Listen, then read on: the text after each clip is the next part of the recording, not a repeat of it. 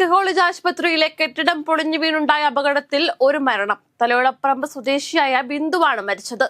1.5 മണിക്കൂറോളം ബിന്ദു കെട്ടിടത്തിനുള്ളിൽ കുടുങ്ങിക്കിടന്നു. ബിന്ദുവിനെ കാണാനില്ലെന്ന് ബന്ധുക്കൾ പരാതി നൽകിയിരുന്നു. പിന്നാലെയാണ് ബിന്ദു തന്നെയാണ് മരിച്ചതെന്ന് സ്ഥിരീകരിച്ചത്. ആശുപത്രിയിലെ 14-ാം വാർഡിലെ അടച്ചിട്ട ബാത്റൂം ഭാഗമാണ് ഇടിഞ്ഞു വീണത്. നാളെ സംസ്ഥാന വ്യാപകമായി വിദ്യാഭ്യാസ ബന്ദിന് ആഹ്വാനം ചെയ്ത് KSU. സെക്രട്ടേറിയറ്റ് മാർച്ചിന് നേരെ ഉണ്ടായ പോലീസ് നടപടിയിൽ പ്രതിഷേധിച്ചാണ് വിദ്യാഭ്യാസ ബന്ദിന് ആഹ്വാനം ചെയ്തിരിക്കുന്നത്. നടനും കേന്ദ്ര സഹമന്ത്രിയുമായ സുരേഷ് ഗോപിയുടെ ചിത്രം ജാനകി വേഴ്സസ് സ്റ്റേറ്റ് ഓഫ് കേരളയുമായി ബന്ധപ്പെട്ട വിവാദങ്ങളിൽ പ്രതികരിച്ച് KC വേണുഗോപാൽ MP. തന്റെ ചോറാണ് സിനിമയെന്ന് നിരവധി വട്ടം സുരേഷ് ഗോപി പറയുന്നത് കേട്ടിട്ടുണ്ടെന്നും ആ ചോറിന് മുകളിൽ താൻ കൂടി ഭാഗമായൊരു സംവിധാനം മണ്ണുവാരിയിടുന്നത് കണ്ടിട്ടും അദ്ദേഹം നിശബ്ദനാണെന്നും KC വേണുഗോപാൽ പറഞ്ഞു. സുരേഷ് ഗോപി മൗനം വെടിഞ്ഞ് സ്വന്തം സിനിമയ്ക്ക് വേണ്ടിയും സഹപ്രവർത്തകർക്ക് വേണ്ടിയും ശബ്ദിക്കണമെന്നും KC വേണുഗോപാൽ പങ്കുവച്ച കുറിപ്പിൽ പറയുന്നു. രജിസ്ട്രാർക്ക് പദവിയിൽ തുടരാമെന്നും അതിന് തടസ്സങ്ങളൊന്നുമില്ലെന്നും മന്ത്രി R ബിന്ദു.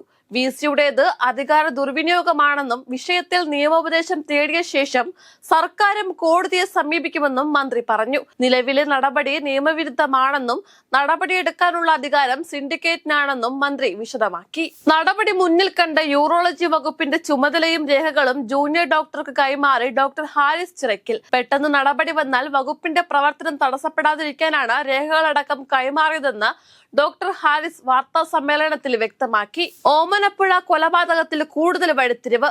മകൾ ജാസ്മിനെ കൊലപ്പെടുത്തിയത് അമ്മയും അച്ഛനും ചേർന്നെന്ന് പോലീസ്. അമ്മയുടെ അറസ്റ്റ് ഉടൻ ഉണ്ടാകുമെന്നാണ് സൂചന. ജാസ്മിന്റെ കഴുത്തിലെ 2 ഞരമ്പുകൾ പൊട്ടിയതാണ് മരണകാരണമെന്നാണ് പ്രാഥമിക റിപ്പോർട്ടിൽ സൂചിപ്പിക്കുന്നത്. രജിസ്ട്രാറുടെ സസ്പെൻഷനെ തുടർന്ന് രാജ്ഭവനിലേക്ക് കഴിഞ്ഞ ദിവസം രാത്രി DYFI നടത്തിയ മാർച്ചിൽ കടുത്ത അതൃപ്തി പ്രകടിപ്പിച്ച ഗവർണർ. DYFI പ്രവർത്തകർ ബാരിക്കേഡ് ചാടിക്കടന്ന് രാജ്ഭവന്റെ ഗേറ്റ് വരെ എത്തിയത് ഗുരുതര സുരക്ഷാ വീഴ്ചയെന്നാണ് ഗവർണറുടെ നിലപാട്. ഇതിൽ രാജ്ഭവൻ DGPയെ അതൃപ്തി അറിയിച്ചു. VS അച്യുതാനന്ദന്റെ ആരോഗ്യാവസ്ഥ മാറ്റമില്ലാതെ തുടരുന്നെന്ന് പുതിയ മെഡിക്കൽ ബുള്ളറ്റിൻ. VS മരുന്നുകളോട് പ്രതികരിക്കുന്നുണ്ടെന്ന് ഡോക്ടർമാർ അറിയിച്ചു. വെന്റിലേറ്ററിന്റെ സഹായത്തോടെയാണ് ജീവൻ നിലനിർത്തുന്നത്. തുടർച്ചയായ ഡയാലിസിസ് നടത്താനാണ് മെഡിക്കൽ ബോർഡ് നിർദ്ദേശം. കേരളത്തിൽ അതിശക്ത മഴ തുടരുമെന്ന് കാലാവസ്ഥാ പ്രവചനം. മഹാരാഷ്ട്ര തീരം മുതൽ കർണാടക തീരം വരെ പുതിയ ന്യൂനമർദ്ദ പാത്തി സ്ഥിതി ചെയ്യുന്ന സാഹചര്യത്തിൽ കേരളത്തിൽ അടുത്ത 5 ദിവസം കൂടി മഴയ്ക്ക് സാധ്യതയെന്നാണ് പ്രവചനം. ഇന്ന് ഒറ്റപ്പെട്ട അതിശക്തമായ മഴയ്ക്കും ജൂലൈ 6 വരെ ഒറ്റപ്പെട്ട ശക്തമായ മഴയ്ക്കും സാധ്യതയെന്നും കേന്ദ്ര കാലാവസ്ഥാ വകുപ്പ് അറിയിച്ചു. പാക് ക്രിക്കറ്റ് താരങ്ങളുടെയും സിനിമാ താരങ്ങളുടെയും സാമൂഹ്യ മാധ്യമ അക്കൗണ്ടുകൾക്ക് ഇന്ത്യയിൽ വീണ്ടും വിലക്ക്. സർക്കാർ നടത്തിയ അടിയന്തര പുനഃപരിശോധനയിലാണ് തീരുമാനം. ഇന്നലെ അക്കൗണ്ടുകളുടെ വിലക്ക് നീക്കിയിരുന്നു. എന്നാൽ ഇന്ന് രാവിലെ ഇവ വീണ്ടും വിലക്കുകയായിരുന്നു. മാലിയിൽ നിന്ന് 3 ഇന്ത്യൻ പൗരന്മാരെ ഭീകരർ തട്ടിക്കൊണ്ടുപോയി.